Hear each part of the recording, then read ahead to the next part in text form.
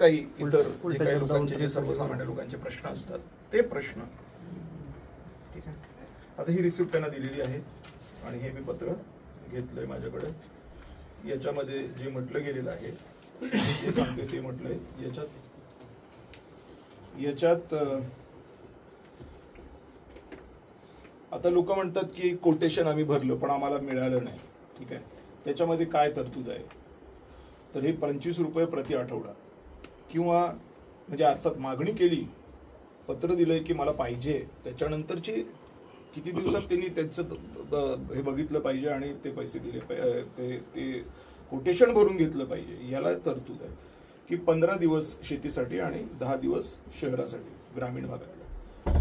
तर असं जर त्यांनी नाही केलं तर 25 रुपये प्रति आठवडा. आणि जेव्हा कोटेशन भरून घेतील तेव्हा कोटेशन भरून घेतल्याच्या नंतर त्यांनी किती द्यायला पाहिजे. जर का त्यांनी ग्रामीण भागात 30 दिवसाच्या तर 50 रुपये किंवा विलंबाचे काही दर आठवड्याला 50 रुपये. थँक्यू भाई. हा फ्यूज कॉल 18 तासात ग्रामीण भागात, नाहीतर काय 50 रुपये प्रति तास. ठीक आहे.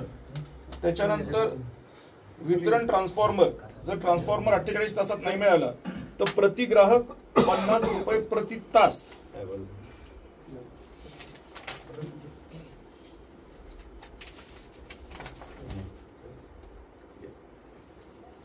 व्होल्टेजचा फरक,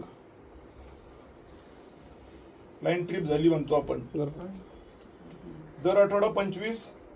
आता ह्याच्यात आलंय, आता ह्याच्यात एक मिनिट. हा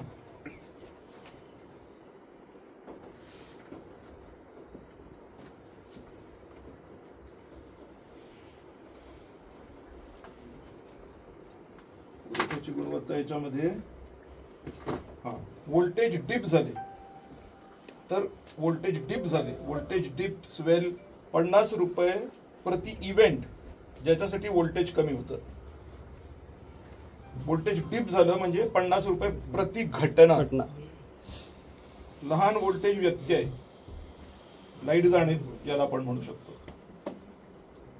प्रति इव्हेंट प्रति घटना 50 रुपये. आता हे कोणाला लागू आहे? ज्यांनी रेग्युलर लाईट बिल भरलेलं आहे.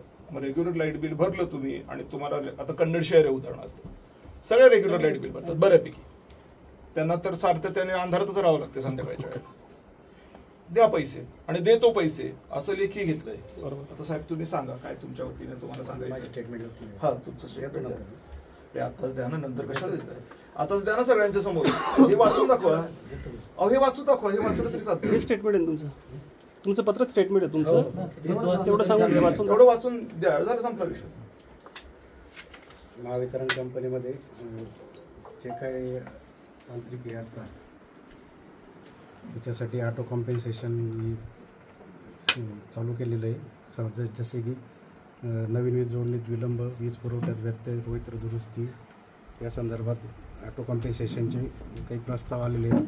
तर ते पुढील 10 दिवसामध्ये कन्नड तालुक्यातील मंजूर करून देण्यात येईल. आणि जे प्रस्ताव आता हे मॅन्युअल प्रस्ताव आलेले आहेत म्हणण्यापेक्षा ऑटो कॉम्पन्सेशन आहे. म्हणजे तुम्हाला प्रस्ताव म्हणजे मागणी करायची गरज नाही, तुमच्या सिस्टीम मधून ते जनरेट होणार की तुम्ही पाळलं की नाही पाळलं.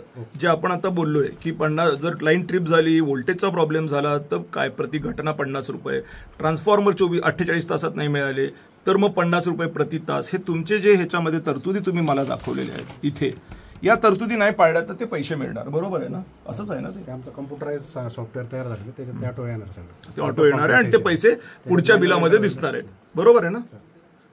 पैसे पुढच्या बिलात दिसणार असं घेऊन दिलं ना? हो, वळती. चल ठीक आहे, धन्यवाद.